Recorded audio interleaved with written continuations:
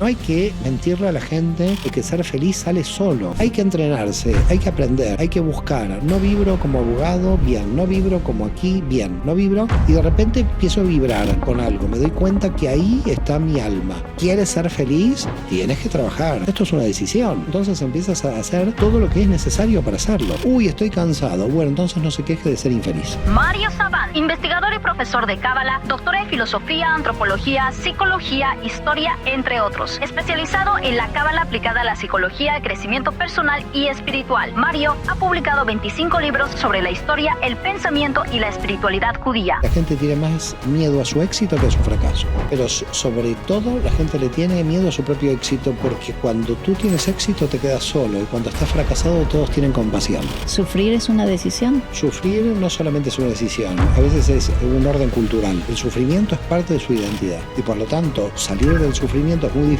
porque si los sacas del sufrimiento no saben quiénes son. Cuando hay un mal en tu vida aparece la urgencia del cambio, y cuando estás bien, como no hay urgencia, no se cambia. Por lo tanto el bien puede ser muy malo. Claro, detrás de todo mal hay bien y detrás de todo bien hay mal. Entonces necesitamos el mal en nuestras vidas para crecer. Mario Saban, bienvenido a Lo Grande Podcast. ¿Cómo estás? Gracias, la verdad que muy feliz de estar aquí. Me han recibido increíble, así que me siento muy bien. Pues nosotros también estamos encantados de tenerte en este espacio, de tenerte en nuestra casa. Es un lujo, es un placer tener a una eminencia, un gran investigador acerca de distintas temáticas, pero sobre todo en el Cábala. Así que vamos a aprovechar esta entrevista al máximo para que nos puedas compartir tu sabiduría, tu conocimiento acerca de esta maravillosa. Ahora sí que te voy a preguntar, ¿qué es el Cábala? Porque no sabía cómo describirlo, si como una herramienta, una filosofía. Cuéntanos un poco qué es el Cábala, Mario. Mira, la Cábala se desarrolló hace 2200, 2300 años. Quiere decir que es una sabiduría ancestral que ya tiene muchísima cantidad de pensadores y de sabios. Y por supuesto se desarrolló dentro de un marco de la identidad que es el pueblo judío, ¿no? Lo que pasa es que no todo el pueblo, indudablemente eran personas muy comprometidas con su elevación espiritual, con su elevación de nivel de conciencia, y sobre todo lo que tuvieron todos ellos es una visión amplia de la realidad. Es decir, ellos lo que buscaban es el conocimiento del universo y el conocimiento del alma humana, pero te diría que el conocimiento de todas las disciplinas, porque la Cábala abarca todas las disciplinas. Entonces, cuando alguien entra en la Cábala es como muy difícil saber dónde se encuentra, porque a veces estamos como en psicología, a veces en filosofía, a veces en geometría sagrada, como arquitectura, a veces estamos en vidas pasadas, en astrología, en astronomía. Entonces, claro, definir la Cábala es como una especie de problema a la hora de, podemos decir, bueno, es una filosofía y no es, porque es mucho más que una filosofía. Es una filosofía práctica, porque en realidad cambia la percepción de la realidad. Pero esto también es psicología, porque tienes que trabajar tu autoconocimiento.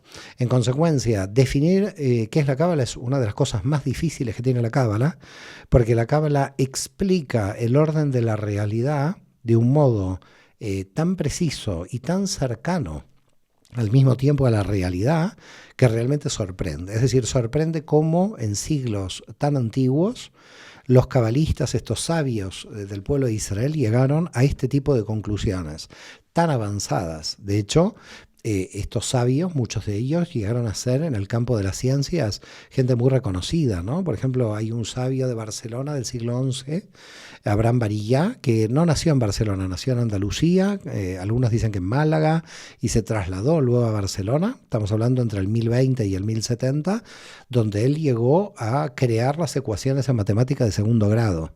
Quiere decir que desde la Cábala, mucha gente científica, se dice que Newton estudió Cábala, Justamente por ejemplo. te iba a preguntar, grandes genios de la historia, Newton, Isaac Newton, Da Vinci, usaban o estudiaban el Cábala en secreto. Sí.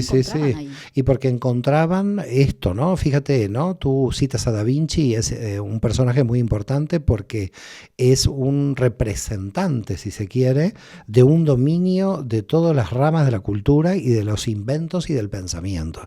Y la Cábala lo que hace es es que todas esas disciplinas, que nosotros hoy la tenemos todas divididas, ¿no? Hoy vas al odontólogo o vas al mecánico o cada uno nos hemos especializado, ¿no? Y esa especialización, aunque es buena en el orden de la economía y en el orden de la organización social, es un problemática a la hora de la comprensión de la totalidad de cómo funciona. Es como que cada uno de nosotros conoce una parte de la realidad, cómo funciona, y nos estamos perdiendo el conjunto. Cada uno ve un árbol y nadie ve el bosque, ¿no? Entonces, desde el punto de vista, ¿qué es la Kabbalah? Yo te diría una sabiduría ancestral que hoy abarca todas las disciplinas, pero que a partir de ese conocimiento cambias y modificas la percepción de la realidad, alcanzando mayores niveles de conciencia que de alguna manera, paralelamente producen estados de felicidad interior. Es decir, el estado de felicidad interior no es un eslogan de la New Age. Para la Cábala, el estado de felicidad interior es un estado que se alcanza a partir de que estás trabajando tu autoconocimiento personal. Entonces, trabajas tu autoconocimiento personal y vas llegando a mayores niveles de paz interior. Por eso la Cábala sospecha un poco de estas escuelas psicológicas donde semana tras semana una persona va a su terapeuta y entra en un bucle mental y no resuelve y pasan años y sigue en terapia y no resuelve. Y entonces la pregunta que uno se hace es ¿por qué no resuelve? Porque está fallando algo, es decir, hay una teorización, hay una teoría en el mundo de la psicología que hace que de alguna manera la persona se encuentre enredada en no encontrar el fundamento, sí, que es por qué vino a este mundo, cuál es el sentido de su vida. Entonces, a partir de que la Cábala te da muchas herramientas de autoconocimiento, con esas herramientas uno trabaja al servicio de mejorar su calidad de vida. Entonces, claro, se va ordenando tu realidad mental, se va ordenando tu realidad laboral y te vas ordenando tú y por lo tanto te vas también rodeando de gente que se va ordenando. Es decir, los conflictivos dentro de la Cábala tienen poco recorrido porque para nosotros hay como, te diría, 3 tipos de personas para clasificarlo, yo te diría rápidamente. Sí. Un tipo de persona que se está trabajando y está elevando su nivel de conciencia, un tipo de persona que como no se trabaja se enferma y otro tipo de persona que no se enferma pero enferma a los demás. Wow. Esa última me la presentó como una sorpresa, sí, es verdad. Claro, claro. Es decir, hay gente que no enferma porque sus desequilibrios los tira para afuera. Y entonces hay gente conflictiva con los demás y por eso enferma a los demás. Entonces, o te trabajas, o te enfermas, o enfermas a los demás. El que enferma a los demás se queda muy sano, porque todos sus desequilibrios los envía para afuera. Wow. El que tiene una ética de no enviar sus desequilibrios para afuera, se los traga hacia adentro, pero no los resuelve, se enferma. Sí. Y en la Cábala tomamos los desequilibrios para adentro, los resolvemos, y ya para afuera no tenemos conflicto. Porque los conflictos hacia afuera son simplemente las proyecciones de los conflictos interiores. Muy bien. Entonces, por eso te digo que serían estos 3 tipos de personas, sí, las que básicamente, aunque quedan zonas grises, ¿no? Entre los grupos, siempre hay zonas grises, pero yo te diría que, bueno, queda claro que las más problemáticas son las últimas, ¿no? Las conflictivas hacia afuera, porque estas conflictivas hacia afuera se salvan enviando su desequilibrio hacia afuera, y no trabajan su desequilibrio. Por lo tanto, como no conocen el sentido de su existencia, crean el sentido de su existencia a partir de la agresión. Porque claro, nosotros no podemos vivir sin sentido de la existencia. Y cuando la persona no lo encuentra en su proyecto personal, crea una conflictividad y de alguna manera crea una identidad conflictiva para crear algún tipo de identidad. ¿Cómo podemos identificar, Mario, el tipo de desequilibrio que tenemos en la vida? O sea, ¿cuáles son esas señales que nos manda la vida que nos dice, mira esto, observa esto, o por dónde tenemos que empezar a trabajarnos? Así es. Mira, en general, una persona tiene que realizar lo que yo llamo honestidad radical. Honestidad radical es realmente poner los trapos sobre la mesa y hacer un análisis. Pero ese análisis en la Cábala tiene un modelo, que es el árbol de la vida, cuyo modelo sirve para saber si en esas dimensiones tenemos más energía que en otras. Es decir, que básicamente este modelo, que para mí es muy potente porque ha servido mucho a la hora del análisis y a la hora de las terapias y a la hora, por supuesto, de mi autoconocimiento personal primero, ¿no? Yo veo una efectividad, veo que es un modelo que sirve porque me proyecta a mí en el modelo.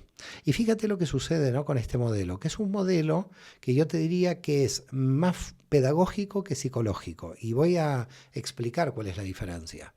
Cuando tú tienes un coach o un psicólogo, de alguna manera representa una amenaza, aunque te lleves muy bien con el coach o con el psicólogo, hay como una amenaza inconsciente de enviar información. Es decir, la mente filtra algún tipo de información por pudor, por vergüenza o porque llega a cosas oscuras que directamente esa parte oscura no la puede decir ni a su terapeuta. Claro. ¿Okay? Sí, sí.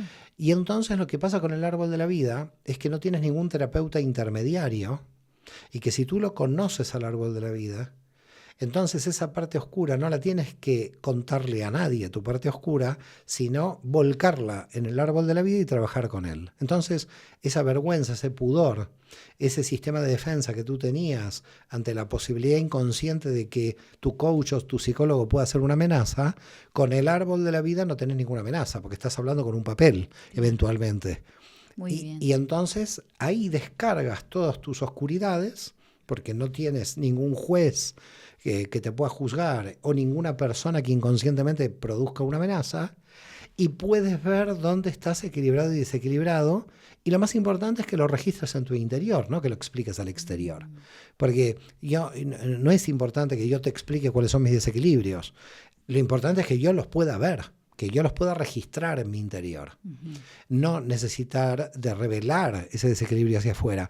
Si yo veo que ya estoy mirando los desequilibrios porque conozco el árbol de la vida en profundidad, comienzo a trabajar sobre este tipo de desequilibrios, que pueden ser por exceso o por defecto. Es decir, o estoy poniendo mucha energía aquí, o estoy poniendo demasiada energía en otro lado y aquí no tengo tanta energía.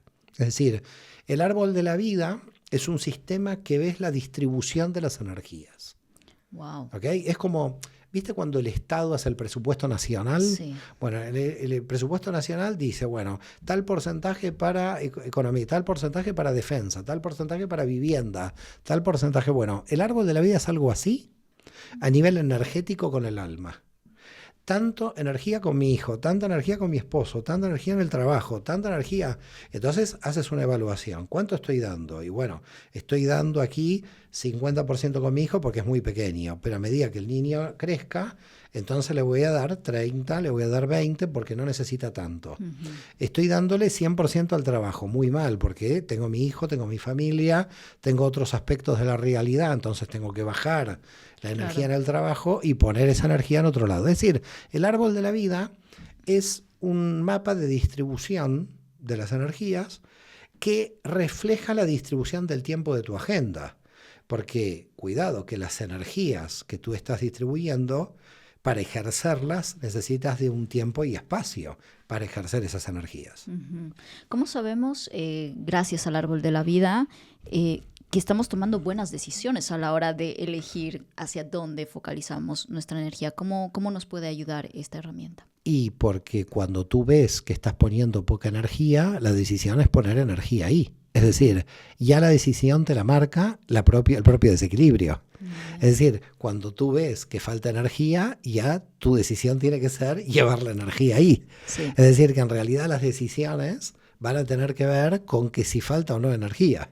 Es decir, las decisiones van a ser tomadas luego del análisis de cómo está distribuida la energía. Sí. Entonces, yo voy a decidir darle más tiempo al gimnasio que a la familia, o darle más tiempo a la familia que al trabajo, de acuerdo. Entonces, claro, las decisiones van a estar tomadas de acuerdo a, primero, cómo saber cómo están distribuidas o mal distribuidas. En general, tenemos una mala distribución de las energías por muchas causas. Es decir, ahí entramos en la caja de Pandora, por las causas por las cuales tenemos la mala distribución. A mí me interesa saber en esto, o sea, si realmente se puede llegar a un equilibrio de energías en la vida o siempre estamos un poco descompensados. O sea, ¿existe ese equilibrio perfecto? No, Porque en la Cábala lo que nosotros llamamos equilibrio es un desequilibrio con paz interior. Ok, cuidado acá. Nosotros tenemos dos tipos de desequilibrios. Un desequilibrio que es el que me duele y que me bloquea. Y hay otro desequilibrio que es de crecimiento y no me bloquea. Entonces, en la Cábala existen dos tipos de desequilibrio de acuerdo a dos fases de la existencia de la persona. En la vida de una persona hay una primera fase donde tenemos desequilibrios que son negativos. Nos sentimos mal con tal desequilibrio y tratamos de corregirlo. Llega un momento que hicimos toda la corrección de la primera fase y tenemos bastante bien equilibrado el árbol de la vida. A partir de aquí hay que desarrollar el potencial. Ahora, cuando desarrollas el potencial, empiezan los desequilibrios de crecimiento. ¿Cómo poder establecer la diferencia entre desequilibrios de bloqueo y desequilibrio de crecimiento? Cuando tienes paz interior, estás creciendo y se provocan desequilibrios que no afectan tu paz interior, son desequilibrios de crecimiento. Si los desequilibrios están afectando tu paz interior, son desequilibrios de bloqueo. Por lo tanto, en la vida no existe el equilibrio perfecto. Siempre estamos desequilibrados. Solamente que lo que llamamos equilibrio en la Cábala son desequilibrios de crecimiento que simultáneamente conviven con tu paz interior. Muy bien. Por lo tanto, si tú tienes paz interior y estás creciendo y te desequilibras por el crecimiento y la paz interior queda incólume, queda sin problemas, entonces no hay problema. Porque estás desarrollándote, es decir, que si tú tienes una empresa de 10 personas y vas a crecer a una empresa de 100 personas, queda claro que 90 personas más son 90 problemas potenciales, claro, porque eres un empresario que en vez de 10 tiene 100. ¿Estamos de acuerdo? Sí. Entonces, si cuando tienes 100 mantienes tu paz interior, tienes un equilibrio de crecimiento. Si tienes 100 y te estás volviendo loco porque estás creciendo mal, tienes desequilibrios de bloqueo porque lo estás llevando mal. Quiere decir que cuando tú llegas, por lo tanto, primera cuestión, claro, desde el punto de vista de la Cábala, nunca estamos en equilibrio. Sí. Así que en esto estoy de acuerdo contigo. Nunca estamos en equilibrio. A lo que nosotros llamamos equilibrio es esa paz interior que el crecimiento no te la afecta. Tú estás creciendo, pero mantienes tu paz interior mientras vas creciendo. El otro caso, el del bloqueo, es algo que te duele, algo que tienes que corregir y algo que no te deja paz interior. Entonces, si un desequilibrio no te deja paz interior, es todavía un desequilibrio de rectificación, no de crecimiento. Por supuesto, siempre estás creciendo. También estás creciendo aprendiendo de rectificación, pero todavía no aprendiste a llegar a la paz interior. ¿Y cuál sería el fin último?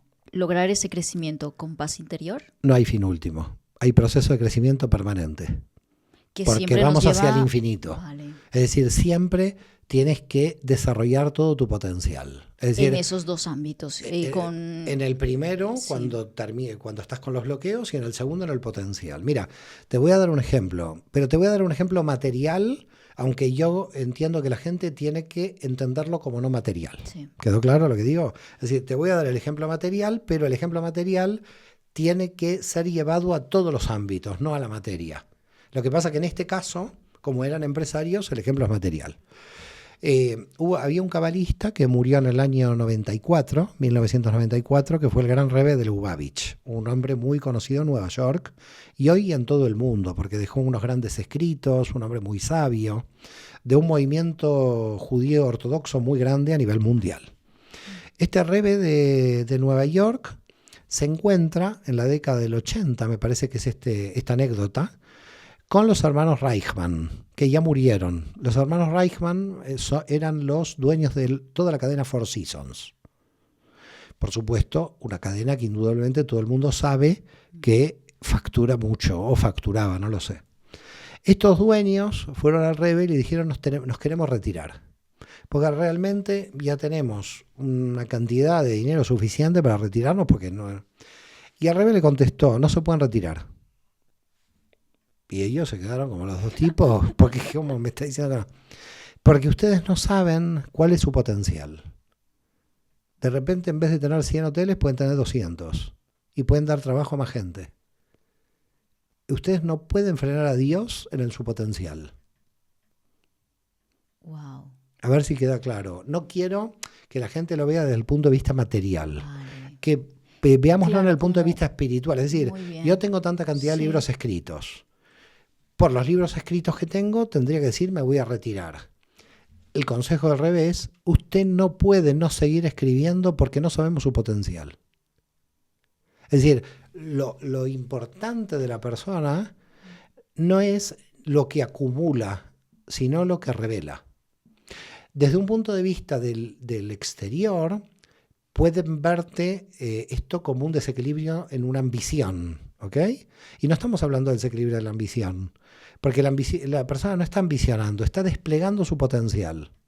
Por lo tanto, tú no puedes parar lo que eres mientras se desarrolle tu potencial. Ese potencial, si no te afecta a tu paz interior. Entonces, estamos hablando de una persona que si vino a este mundo para ser Aristóteles, no puede no ser Aristóteles. Tiene que seguir todo su proceso para ser Aristóteles. Siempre y cuando no se ponga en juego tu paz interior. Aquí está la cuestión. Aquí está la cuestión. Porque si entonces tú no es que tienes 100 hoteles, tienes uno y pierdes la paz interior, estamos ante un problema. Todo el problema radica en que si pierdes la paz interior, porque la paz interior es, podríamos decir, si se quiere, el fin último. Lo que pasa que a mí no me gusta hablar de fin último, porque a partir de la paz interior empieza la nueva etapa del potencial de energía que tienes que revelar. Entonces, desde el punto de vista de la Cábala, ninguno de nosotros sabe el potencial que tiene. Y en definitiva, lo que nosotros encontramos en la Cábala es que la gente tiene más miedo a su éxito que a su fracaso. Y a sacrificar cosas. Nos da miedo. Pero sobre todo la gente le tiene miedo a su propio éxito, porque cuando tú tienes éxito te quedas solo y cuando estás fracasado todos tienen compasión. ¡Ah! ¡Wow! La gente se compadece del débil, del que fracasó, pero del exitoso no se compadece. No hay compasión al exitoso. ¿Cuál es el mayor miedo de la humanidad entonces? Y el mayor miedo de la humanidad es tener éxito y llegar a la paz interior. Y por eso, inconscientemente, mucha gente prefiere seguir en el conflicto. ¿Sufrir es una decisión? Sufrir no solamente es una decisión, a veces es un orden cultural. Por ejemplo, hay gente que yo veo, sobre todo gente que viene del cristianismo, también del islam, también del judaísmo, gente que le gusta sufrir y que crea su identidad en el sufrimiento. Hay gente que el sufrimiento es parte de su identidad y por lo tanto salir del sufrimiento es muy difícil porque si los sacas del sufrimiento no saben quiénes son. ¿Cómo podemos saber realmente? Porque seguramente hasta este punto muchas personas se preguntan, ok, estoy tirando adelante cosas, por ejemplo, en este caso, en este ejemplo, proyectos profesionales o la familia o demás, o tema pareja, ¿no? Uh-huh. Y que muchas veces parecen ser una cuesta arriba, difíciles de sobrellevar. A veces son patrones, patrones familiares. Por ejemplo, si tu madre ha sufrido con tu padre y tú en tu pareja estás feliz, eso es una traición a tu madre. Entonces no te sientes bien en la felicidad con tu pareja, porque en realidad como tu madre sufrió tanto, tu felicidad es como algo que tienes que ocultar a la vista de tu madre e inclusive ocultártelo a ti o inclusive preguntarte si realmente eres merecedora de esa felicidad. Hay patrones familiares que son inconscientes o conscientes por los cuales tú puedes ver una mujer que es infeliz o que provoca en su pareja una infelicidad porque su madre fue infeliz y tiene una fidelidad emocional a la madre que fue infeliz. Porque si esta persona es feliz, está traicionando la infelicidad de su madre. Por lo tanto, ¿cómo ama a su madre? Uniéndose en su infelicidad. Entonces, se vuelve infeliz, es decir, podríamos decir una infeliz militante, para llamarla de alguna manera, para serle fiel y amorosa a su madre. Wow. Entonces hay herencias de sufrimiento. Hay herencias que son muy difíciles de cortar, Sí. porque son como, estos son como los paradigmas, ¿no? Es decir, tuve un abuelo que mataba toros, mi padre mata toros, ¿y yo qué hago sin matar toros? No puede ser. Si yo no sigo matando toros, soy un infiel a la familia, a la tradición. Es decir, a veces la tradición viene desequilibrada y nosotros tomamos patrones desequilibrados incorporándolos como normales. Entonces, uno de los problemas que plantea la Cábala es que los patrones familiares son los más difíciles de desterrar porque son los que no vemos como desequilibrios. Los hemos integrado. Los hemos integrado como algo bueno. Es decir, si en tu familia todos mienten, entonces tú mientes, pero no te das cuenta de que mentir está mal. Porque ves solo esa realidad. Porque esa realidad es donde te criaste ahí. Entonces, como te criaste ahí, lo ves como algo normal. Lo viste normal desde pequeño. Entonces, romper ese patrón es muy difícil, pero se puede porque el alma sufre de ser así. Es decir, el alma en su interior sabe que eso está mal y que debe corregirlo. Entonces hay una lucha toda la vida, gran parte de la vida de la persona, tratando de decir, estos son patrones familiares que no me pertenecen, yo amo a mi madre, pero no quiero sufrir como a mi madre. Es decir, no tengo una fidelidad emocional a mi madre y yo quiero hacer mi propio camino. Entonces yo me voy a liberar de ese sufrimiento. Ese puede ser un tipo de sufrimiento, el sufrimiento por patrón familiar. Después está un tipo de sufrimiento individual de la propia persona. Pero el del patrón familiar es mucho más difícil de desterrar, ya te digo, por esa fidelidad emocional a la familia, a la tribu. ¿Y cómo podemos escuchar esa voz de nuestra alma que nos dice, ¿no? Que nos da esas señales de, mira, ya no quiero sufrir? O sea, ¿cómo lo escuchamos? Bueno, en realidad, si no lo escuchamos, enfermamos. Así que mejor hay que intentar escucharlo. Ahora, ¿cómo se escucha?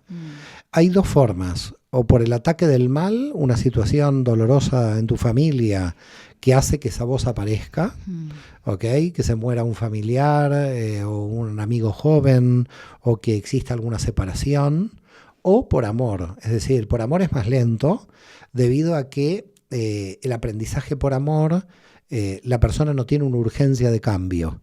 Cuando hay un mal en tu vida, aparece la urgencia del cambio.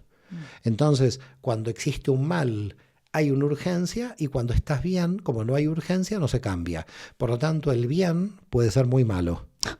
Claro, detrás del bien, Abulafia decía que detrás de todo mal hay bien y detrás de todo bien hay mal. Es decir, si estoy muy bien, ¿para qué cambio? Si estoy bien. Claro. Entonces el bien hace que no cambies, porque está todo bien. Es decir, si a ti te va bien, ¿por qué cambiar? ¿Para qué voy a cambiar si me va bien? Entonces no cambias. Entonces necesitamos el mal en nuestras vidas para crecer. Entonces a veces, no necesariamente, porque claro, la Cábala te enseña a cambiar mientras estás bien. Oh, muy bien. Es decir, la Cábala te dice, estás bien para poder cambiar. Aprovecha que ahora estás bien y haz los cambios cuando estás bien. Porque cuando estás mal, viene la urgencia de cambiar.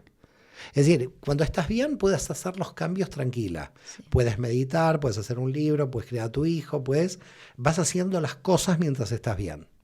Pero si mientras estás bien, el bien te paraliza y no cambias, entonces empieza a acercar el mal y dice, Satán a Dios, pero que se entienda que es una simbología, que no lo tomen en forma literal. Satán a Dios dice, esta persona está muy bien, pero no crece. ¿No tendríamos que ponerle un poquito de mal? Wow. Y Dios dice, me parece que sí. Hay que enviarle un poco de mal para que se despierte. Wow. Entonces, ¿qué dice la Cábala? Antes que Satán venga a despertarte, despierta antes. Es decir, despiértate porque te van a despertar de afuera. ¿Cómo definirías tú entonces el concepto de Satán? Y el concepto de Satán son todos los obstáculos que te encuentras en tu vida que hace que tú te desarrolles más por esos obstáculos. Entonces es necesario también. Claro, que es necesario, parte de nuestra... a no ser que llegues a un nivel donde en un nivel, estamos hablando de un nivel muy elevado, Satán se canse, se jubile, porque diga, mira, este tipo avanza sin mi presencia. Y eso será, o sea, me pregunto, porque está claro hasta donde tú me comentas que el bien es necesario evidentemente, ¿no? El mal es necesario también en nuestra vida porque nos ayuda a crecer. Si ambos son necesarios en esta existencia, ¿qué jugamos nosotros? O sea, ¿qué rol tenemos nosotros en esta vida al final? El rol es ¿Cuál importantísimo. Es nuestra misión? El rol es importantísimo. El rol es que a través del bien y a través del mal aprendamos. Nuestra misión es el aprendizaje, es la revelación de información. Es decir, fíjate cuál es el rol de la mesa. Es decir, cuando la mesa está dando información de mesa y la estamos usando y todo el tiempo esta mesa te está diciendo, revelo la información de la mesa, úsame. porque soy mesa que revela información. ¿Qué hace la luz? La luz ilumina. Por lo tanto, ¿qué dice la luz? Estoy aquí para iluminar. Todo lo que ves alrededor está aquí por una función.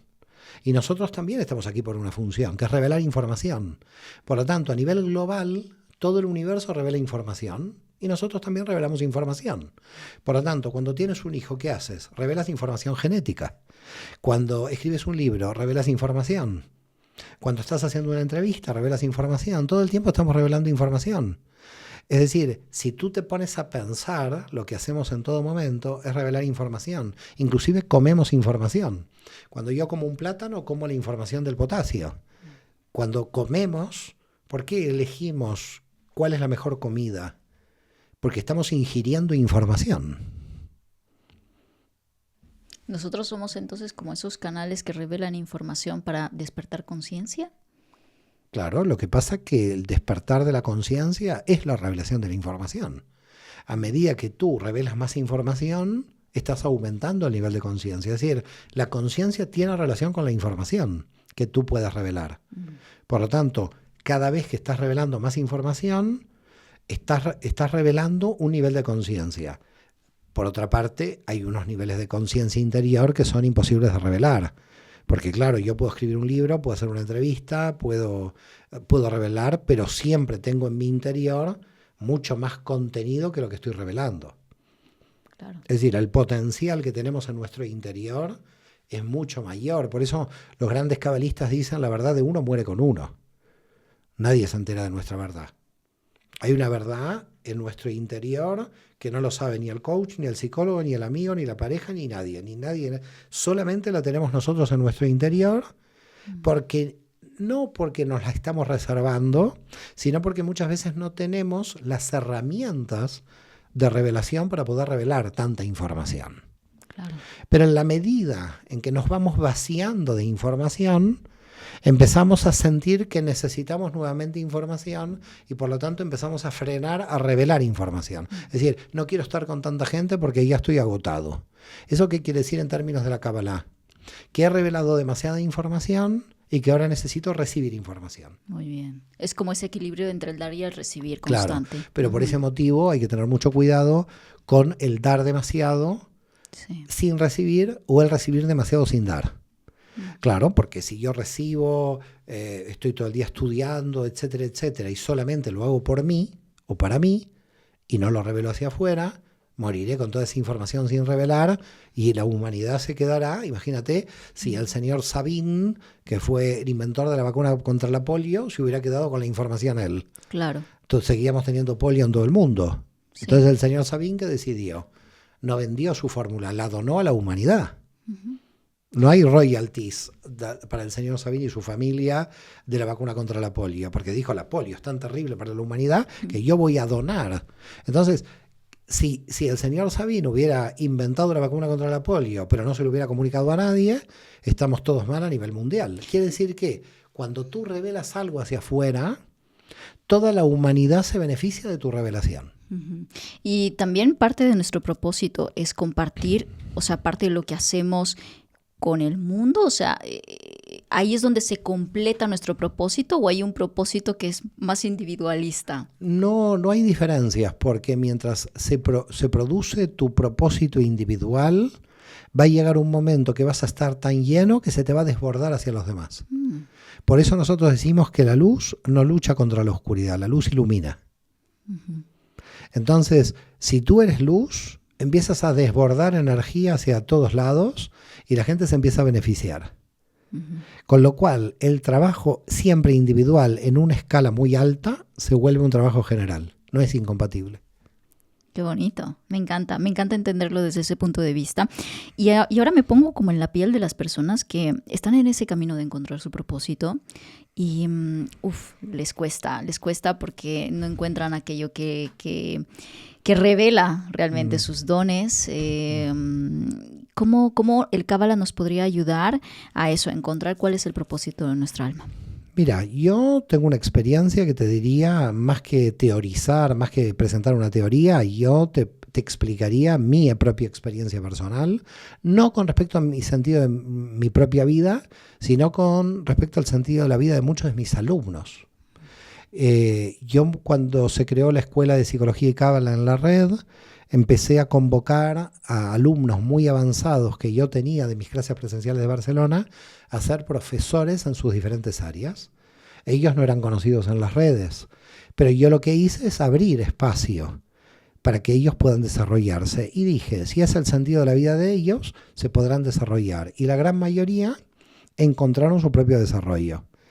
Yo, ¿por qué de alguna manera hice esto? Porque yo recordaba que cuando yo era muy joven, cuando yo quise desarrollar mi sentido de la vida, tuve muchos más obstáculos de personas que no me ayudaron para desarrollar el sentido de la vida, pero que al no ayudarme, me ayudaron.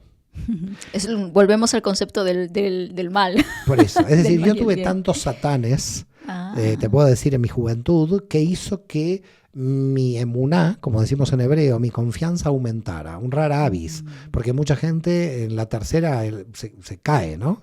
Es decir, yo cada vez que tenía un obstáculo me ponía más fuerte para poder superar ese obstáculo. Y me daba cuenta de que un obstáculo me ponía más fuerte. Y decía, Dios mío, ¿qué es esto?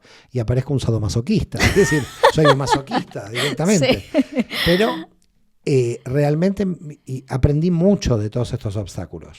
Pero quizás me hubiera desarrollado antes mi sentido de la vida si alguien me hubiera dado el espacio. Por lo tanto, esto yo lo aprendí, me lo llevé y dije, el día que yo pueda dar espacio, yo voy a dar espacio. Ahora, ese espacio no es que lo doy, el otro se lo tiene que ganar por mérito. Porque yo he dado espacio, por ejemplo, en la escuela, a personas que no han tomado ese espacio.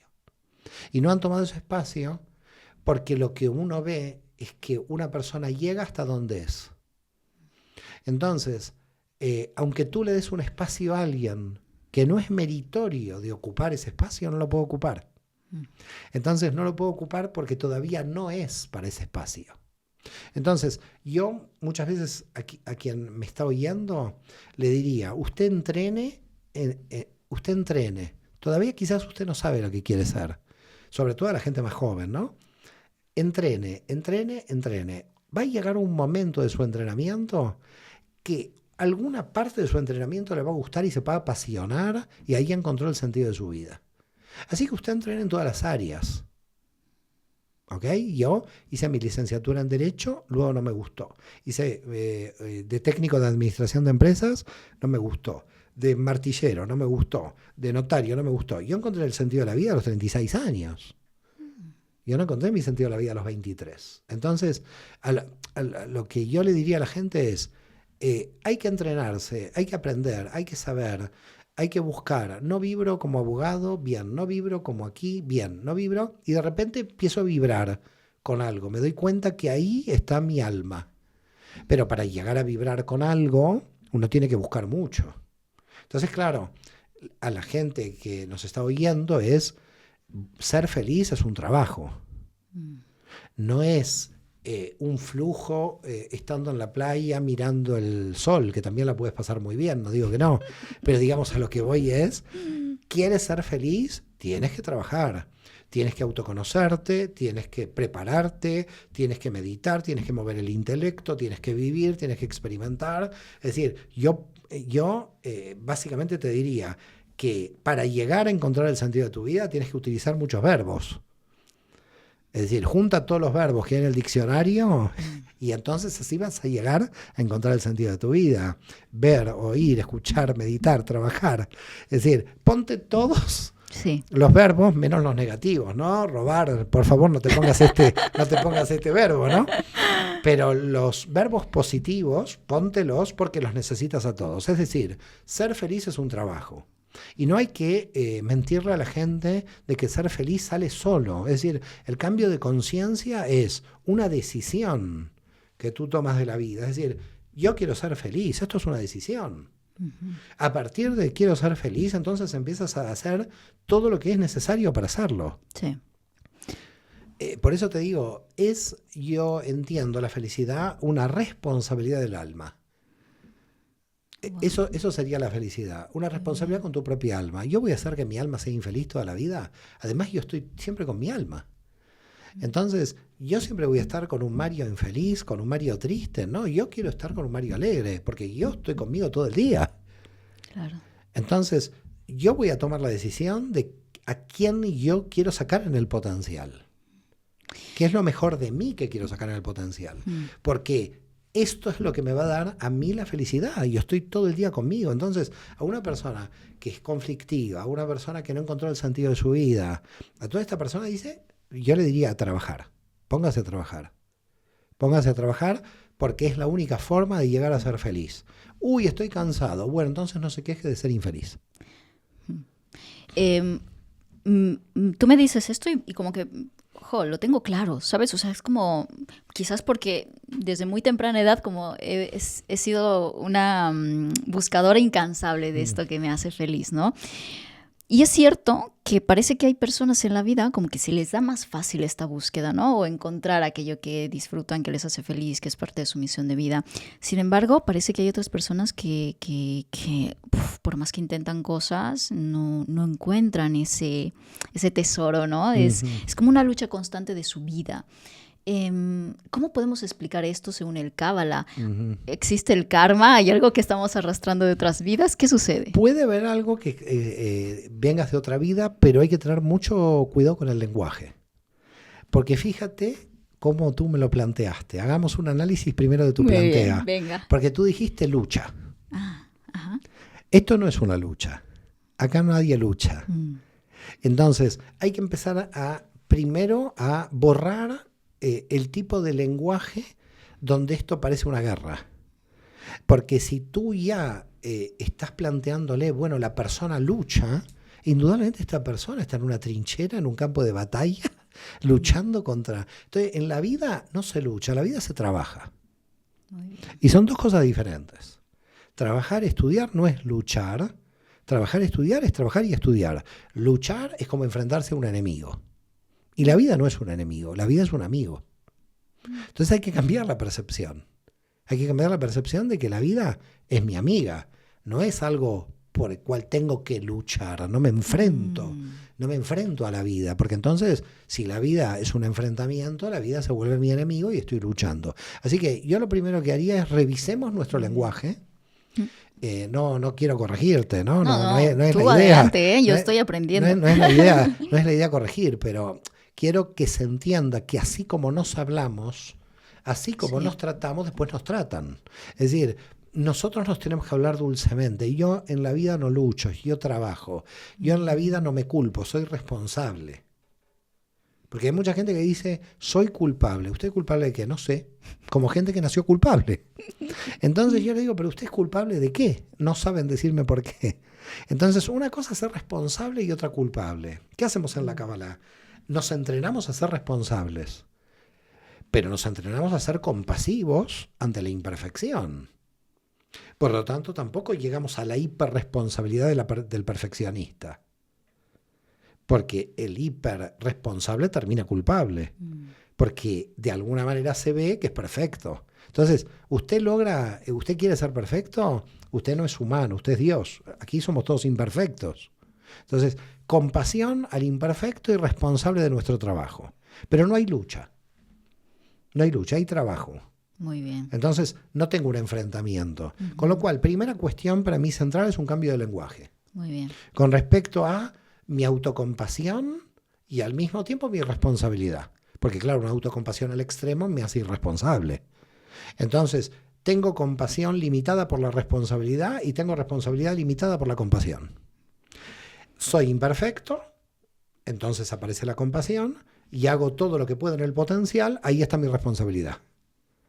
Tengo que ambas unirlas en una misma persona.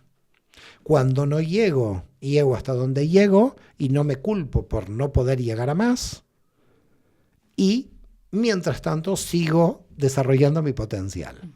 Ahora, yo entiendo lo que tú planteas, ¿no? Hay mucha gente confusa. A la gente confusa hay que tratar de sacarla de la confusión o que intente salir por su propio mérito de la confusión. Porque, fíjate, ¿no? El término confusión en hebreo es Babel. Y si tú cambias las letras de Babel, es Lev, que es corazón. ¿Qué es confusión? Es un corazón como invertido, donde no sabes dónde está tu corazón. Entonces, si tú sabes dónde está tu corazón, ya está todo solucionado, sales de la confusión. Por lo tanto, lo primero que yo haría a todas estas personas que están buscando y que no llegan, digamos, a encontrar, es que sigan la búsqueda, pero no desde una percepción de lucha, que primero cambian la percepción. Quizás están buscando de una manera que no es ese camino por donde tienen que ir. Quizás tienen que cambiar de camino. Quizás tu camino es el otro y tú estás en este camino. Entonces, en este camino sí, parece que estás luchando, pero quizás tomaste mal el camino. Quizás tienes que frenar para revisar cuál es el camino. Mira, hay una anécdota de un cabalista de Polonia del siglo XVI. No sabemos claramente si es una anécdota real o una narración. Y había una persona que estaba como, se la veía muy corriendo por la calle, como así, ¿no? Ya estrés, en el siglo XVI estaba como estresada y ya estaba corriendo. Y se le cruza un cabalista y le pregunta, ¿y tú a dónde vas? Me dice, voy a buscar trabajo. Y le dice el cabalista, ¿y si tu trabajo está atrás, te estás alejando? Ah, que estaba yendo por otro camino, claro. Claro. Es decir, él estaba corriendo en una dirección como para llegar al trabajo. Estaba intentando buscar trabajo en esa dirección. Y de repente el cabalista dijo, frena. ¿Y si el trabajo estaba atrás? Quizás te estás alejando. Claro. Entonces, lo que está diciendo la cábala es, cuidado, porque quizás estás luchando porque en realidad estás obstinado en un camino que no es el tuyo. Y por eso parece que estás luchando. Pero si en un punto frenas y analizas tu realidad y cambias de camino, que puede ser cambiar de ciudad, cambiar de país. Hay almas que en el país donde nacen, su energía no es compatible con ese país. Se tienen que trasladar a otro lado para ser exitosas, porque la energía de su país no le corresponde con ella. Y es que a eso iba con la pregunta. O sea, ¿cómo yo me doy cuenta de esta realidad, de esta verdad que acabas de decir y que es fascinante entenderla desde ese punto? Claro, si lo vemos desde ese prisma, pero si yo lo estoy viviendo y estoy luchando con algo, pero me entra la culpa, ¿sabes? O sea, Mario, y si sigo insistiendo un poquito más, si realmente encuentro en este proceso, o sea, ¿cuándo es momento de parar, replantearte las cosas y decir cambia de rumbo porque estás equivocándote de rumbo, o es que persiste, tía, porque mira, este es el camino? Te lo voy a ejemplificar con una relación de pareja. ¿Cuánto puede aguantar una pareja que es indeseable? 2 meses, 6 meses, 3 años, 15 años. Muchos. Hay gente que aguanta lo indecible o hasta la muerte. Entonces, hay personas que dicen, yo no quiero sufrir más, esta pareja no es para mí, me separo. Claro. Entonces, se liberó de esa situación y recomienza un nuevo camino. Hay otros que deciden, no, yo tengo que hacer todo lo posible porque Dios creó un sacramento aquí que no sabemos de dónde salió de la Iglesia Católica y tengo que seguir con esta persona hasta, aunque me machaque, que me someta psicológicamente, me saque un brazo, no importa. Porque no tengo otra opción. Porque para mí, como el matrimonio es sagrado y hay una mala interpretación de Jesús en la indisolubilidad del matrimonio y todas estas ideas raras que la gente tiene en la cabeza, porque el matrimonio está basado en el amor, no está basado en un sacramento divino. Cuando el amor se terminó, entonces se terminó el contrato. Pero bueno, hay un cierto tipo de personas que es el matrimonio hasta el final, hasta la muerte, y esto no es la vida. La vida es cuando algo no funciona porque me causa dolor, yo ya tengo que cambiar mi camino. Entonces, en las parejas se ve claramente cuando hay que cambiar de camino. Porque llega un momento que el dolor es insoportable. Es decir, tú no puedes vivir con alguien que te odia o con una persona que directamente no tienes nada en común. Es decir, básicamente hay una decisión. Mira, cuando una persona decide ser feliz, muchas veces cambia de auto, cambia de esposo, cambia de todo, cambia de ciudad. Lo que nunca cambia es de equipo de fútbol. No sé por qué la gente no cambia de equipo de fútbol. Lo único que la gente no cambia es del equipo de fútbol. Sí. Puedes cambiar de esposa, puedes cambiar de país, pero misteriosamente el equipo de fútbol no se cambia. Esto habría que hacer un análisis. Sí, ¿verdad? ¿Por qué? Tal cual. Me encanta ese planteamiento. Claro, es que volvemos nuevamente al punto de eso. La felicidad es una decisión y es un trabajo. Y todos los días debemos decidir si queremos ser felices o... Este es el tema. Pero esa felicidad la tengo que mostrar al exterior. Es decir, tengo que ser feliz con mi cuerpo, voy al gimnasio, tengo que ser feliz con mi esposo, entonces voy a beber algo con él 2-3 veces por semana para poder hablar en función de la pareja. Voy a ser feliz con mi hijo, voy a ser feliz con el estudio. Pero a todo le tengo que dar tiempo, a todo le tengo que dar. Si lo organicé bien, bien. Si lo organicé mal, vivo ansioso. ¿Qué es un ansioso? Una persona que siente que no llega a ninguna parte.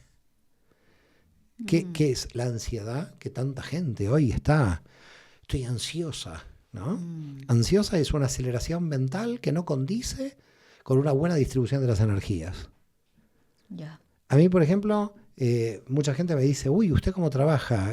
¿Cómo lo lleva? Muy bien, estoy muy en paz, muy tranquilo. Tú ves mi agenda y te pondrías muy ansiosa. Es decir, si ves mi agenda, estás ansiosa. En paz. Pero como yo estoy en paz, a mí no me causa ansiedad mi trabajo. Porque no lucho con el trabajo, yo lo estoy disfrutando. Qué bien. Si entonces sí, imagínate si digo, tengo que luchar, tengo que dar la sesión, tengo que escribir, uy, qué lucha. Si lo veo así, mañana no me levanto de la cama. Ya, es verdad. Si lo entiendo como lucha. Pero digo, uy, qué ganas de empezar el día. Entonces me quiero levantar temprano, quiero hacer cosas, porque digo, qué ganas, pero es una automotivación la que tengo que ejercer. Y ahí está la responsabilidad, claro. En la automotivación que me tengo que ejercer. Y el tema es que no nos enseñaron a automotivarnos. Entonces estamos buscando afuera a ver quién me motiva, mi amigo, mi esposa, a ver, motívame un poquito, a ver si yo salgo de aquí. No, señores, la responsabilidad es tener en el interior un automotivador. No necesitamos ningún coach, ningún psicólogo, ningún nada, si tenemos el automotivador adentro. Claro. Hay que sacarle al automotivador. Sí. Entonces, yo me levanto a la mañana y no necesito estar escuchando a alguien que me motive. Si no me automotivo. Ahora, ¿dónde saqué la fuerza de la automotivación? Porque hice un trabajo de introspección, porque tomé una decisión de ser feliz. A partir de aquí empieza, es decir, por eso digo, el trabajo empieza por uno y termina en uno, es decir, no hay forma de que el otro te colonice, te evangelice, te pueda ayudar, te pueda dar un consejo, pero cuando alguien tomó una decisión, esa decisión es una decisión fuerte, una decisión de vida. Yo quiero ser feliz en los que me van a acompañar en toda la vida. Entonces estás tomando la decisión más importante de tu vida. Mario, hay lecciones en esta vida que si no las completamos, las llevamos a nuestras siguientes vidas. ¿Cómo percibes esto? Totalmente. Jaime Vital dice, porque hay dos tipos de almas. Hay almas que terminaron toda su rectificación, pero que pueden volver para el potencial. ¿Qué es rectificación? Rectificación es el equilibrio total de las 10 sefirot, de las 10 dimensiones, que se alcanza. 10 dimensiones del árbol de la vida. Las 10 dimensiones del árbol de la vida, esa rectificación es cuando ya corregí todo lo que me causa bloqueo y dolor. Y aquí tenemos una diferencia clarísima con la psicología, porque para la psicología, basada sobre todo en Freud, en el psicoanálisis, el hombre no tiene cura porque como vive en un absurdo de vida, siempre está angustiado. Claro, yo me imagino que el frío de Viena lo puso así al pobre hombre. Yo creo que tendría que haber venido al Mediterráneo, tendría que estar en Italia y España en el solcito, ¿no? Un poco para darse cuenta, ¿no? Unas tapitas en Madrid, para darse cuenta que no era todo el frío de Viena. Porque este tipo, que no me digan que todo el tiempo estamos angustiados. Es decir, está partiendo de una base negativa del ser humano. ¿Por qué? Porque en realidad los tres principales pensadores de fines del siglo XIX nos arruinaron un poco la vida. Darwin nos arruinó la vida porque nos dijo descendemos del mono. Y a mí me quedan muchas dudas si no somos un chip extraterrestre y no del mono. Esto, un tema. Wow. Segunda, otro que nos dijo la angustia de Freud, la angustia interminable. Y el otro Marx que dijo solamente en la materia es donde la persona se realiza. Estos tres individuos son tres personajes que son complicados porque, primero, Marx niega la espiritualidad, Freud niega la felicidad porque vive en la angustia permanente, y Darwin niega lo sacral, la sacralización y la espiritualidad, porque de alguna manera nos está relacionando con el mono. Ahora, yo no digo que hay gente que no se sienta hija del mono. Queda claro, porque hay mucha gente que tiene un bajo nivel de conciencia, que realmente yo pienso que ahí Darwin tiene razón.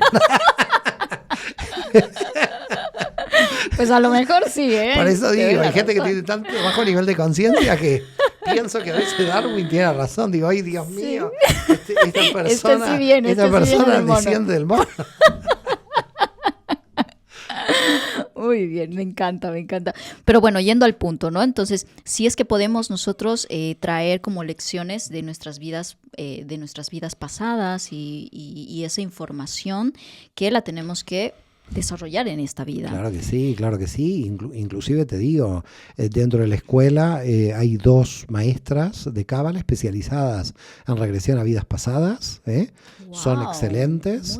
Viviana Bistrich y Marcela Pagola, que hacen semi-hipnosis, inclusive a distancia, y que son realmente personas que tienen un dominio del tema de cómo hacer regresiones increíble. Y yo te digo, son muy valoradas, han dado cursos dentro de la escuela, porque la regresión a vida pasada hace que tú puedas comprender qué función tenía tu alma en otra vida, y por lo tanto encuentras el sentido de tu vida como más rápido.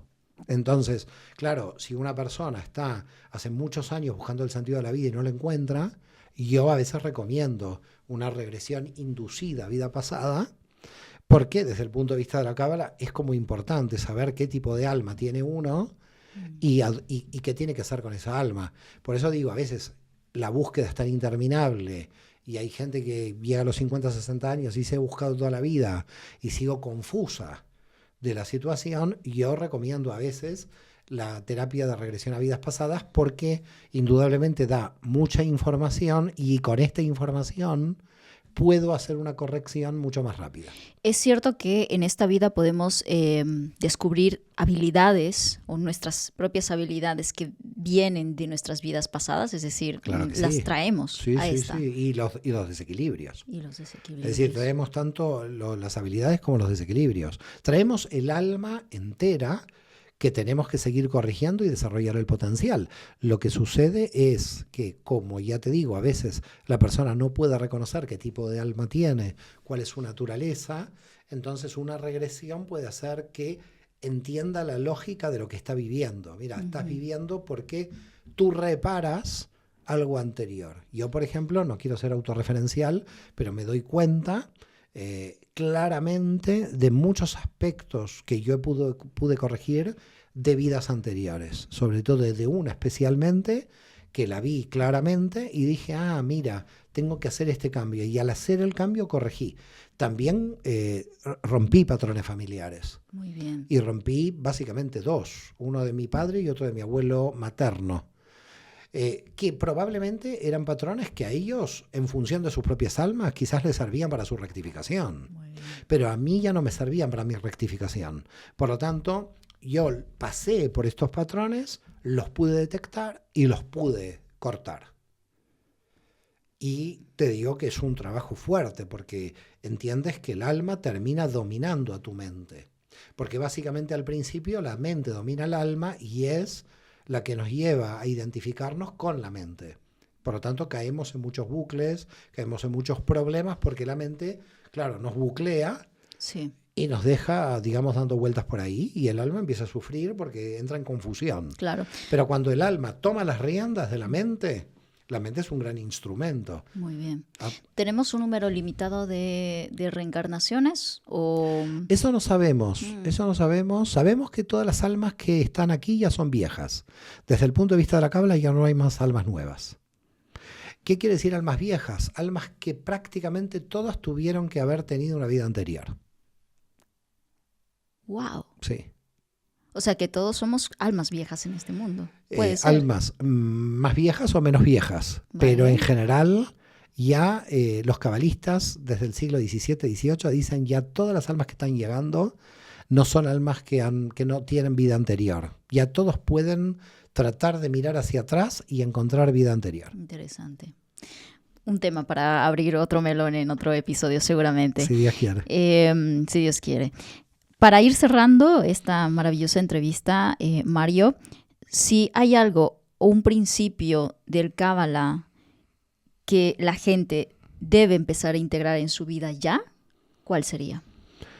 Mira, yo creo que hay un principio que para mí es la unión, y cuando hablo de unión no hablo de unión con los demás, sino de unión de nuestras partes fragmentadas.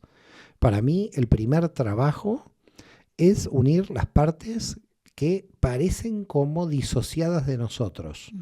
Entonces, primero tenemos que llegar a una unidad interior. Y cuando logramos la unidad interior, podemos unirnos bien con los demás. Si estamos fragmentados, si tenemos un conflicto interior, nunca podemos. Por eso, para mí, la palabra clave es la unión.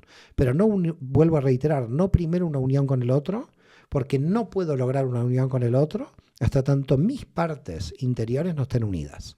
Por lo tanto, esas 10 dimensiones que tenemos en nuestra alma tienen que trabajar en equipo. Si alguno de estos jugadores se va, es como cuando decimos en la jerga, le falta un jugador. ¿Por qué decimos le falta un jugador? Porque hay una dimensión que se escapó del equipo. Primero tenemos que hacer equipo con nosotros mismos, con todas nuestras dimensiones. Y eso se llama unión interior. Cuando alguien logra la unión interior, entonces puede hacer la unión exterior. Si no, si se une al otro fragmentado, entonces se está uniendo mal. Porque ¿desde dónde se une? ¿Desde lo fragmentado o desde lo unificado? Y si yo me uno desde lo fragmentado, me estoy uniendo desde un lugar falso. Porque no se está uniendo todo. Así que mi principio es la unión interior. Esto es lo que da paz interior. Y eso se logra con el autoconocimiento. Claro. El autoconocimiento de las diferentes dimensiones del árbol de la vida hacen que esas dimensiones puedan confluir en un punto. Por eso digo, las 10 dimensiones tienen que terminar en equipo. Muy bien. Y mi última pregunta es, ¿realmente se puede lograr un conocimiento total acerca de la sabiduría de nuestra alma? Y si es así, si tuviéramos todo ese conocimiento, ¿cómo cambiaría nuestras vidas? De nuestra alma es posible, del universo no. Lo que pasa que, claro, como no conocemos el universo, nos afecta esa ignorancia hacia nuestra alma. Entonces, podemos lograr un conocimiento profundo del alma, pero el universo todavía no hemos podido lograr ese conocimiento. Yo entiendo que se logrará, que en un momento, si aumentamos y seguimos aumentando el nivel de conciencia, podremos de alguna manera romper o revelar los secretos que tiene el universo. Cuando realmente podamos acceder a la matriz, vamos a entender mejor nuestra función. Por tanto, todavía estamos un poco perdidos en nuestra función porque no estamos cerca de la matriz. Pero cuando nos acerquemos cada vez a la matriz, la gente va a estar mucho más en paz y va a entender su función. Pero todavía estamos haciendo mucho trabajo para alcanzar ese acercamiento a la matriz. Pues muchísimas gracias, Mario, por esta tremenda entrevista, por compartirnos todo tu saber, tus experiencias. Me quedo fascinada con el Cábala. Gracias a ti por esta entrevista tan hermosa. Y bueno, un saludo a todo tu equipo, a tu esposo, que lo queremos tanto, y a todo el equipo por esta hermosa entrevista. Gracias. Gracias a ti. Mario, para la gente que aún no te conoce o no te conocía hasta esta entrevista, cuéntanos dónde te pueden encontrar, dónde estás. Bueno, yo creo que mejor que no me conozcan porque van a mantenerse equilibrados. Hay mucha gente que me empieza a conocer y se desequilibra. Entonces no sé si esto es bueno o malo. Por eso no sé si esta propuesta es buena o mala la que hace. Es decir, si usted se quiere desequilibrar, conózcame. Pero muy bien. Los no, que bueno, quieren trascender. En las redes está la Escuela de Cábala y Psicología y si eventualmente ponen mi nombre, Mario Sabán, se van a encontrar o conmigo o 51 personas más en el mundo que tienen mi mismo nombre y apellido. Así que, pero básicamente, si pones Mario Sabán Cábala, imagino que puedo aparecer y ahí está la escuela con todas las formaciones que tenemos y la verdad que muy contento porque la gente realmente se está entrenando y están saliendo verdaderamente grandes maestros de la escuela. En el futuro, o casi te diría en el presente, y hay maestros muy activos con un bagaje de conocimientos altísimo de la Kabbalah, que se están preparando muy bien y que ya tienen sus propias escuelas. Es decir, estamos creando maestros que, claro, cuando se gradúan de maestros, muchos de ellos fundan sus propias escuelas y tienen sus propios alumnos.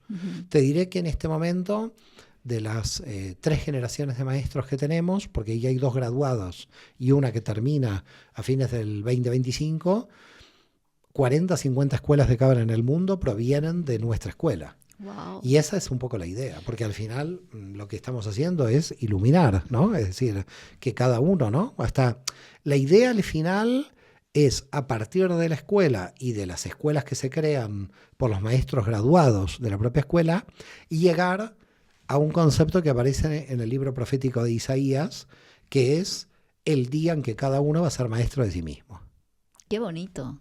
Qué bonito. ¿Cuál es el mayor descubrimiento, la mayor transformación que has visto tú en tus alumnos una vez que conocen del Cábala? O sea, ¿qué ves? Yo he visto transformaciones impresionantes en los alumnos.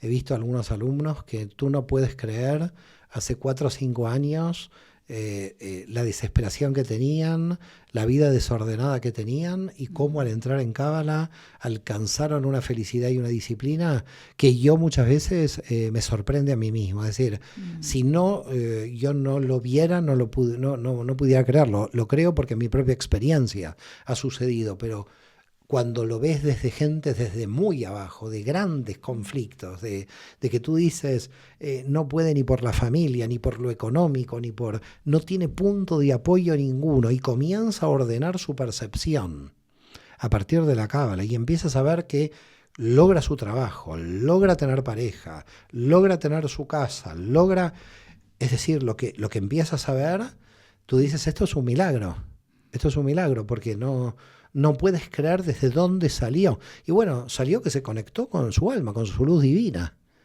Salió que se conectó con su interior, y entonces el exterior empieza a reflejarlo. Maravilloso. Ojalá todos pudiéramos tener acceso a este tipo de conocimientos y sabidurías, que precisamente esa es la misión a través de este podcast. Así que muchísimas gracias, Mario. Un placer Espero enorme. tenerte Gracias a ti. en una próxima oportunidad, si Dios quiere. Amén, amén. Y bueno, a todos los que se han quedado escuchándonos hasta el final, me encantará leerles cuál es su mayor aprendizaje de todo lo que hemos conversado en esta entrevista. Déjenos aquí debajo de este vídeo en los comentarios. Me encantará leerte, y ya sabes que hagas lo que hagas, siempre hazlo a lo grande. Nos vemos hasta la próxima. Adiós. Muy bien, qué entrevistado.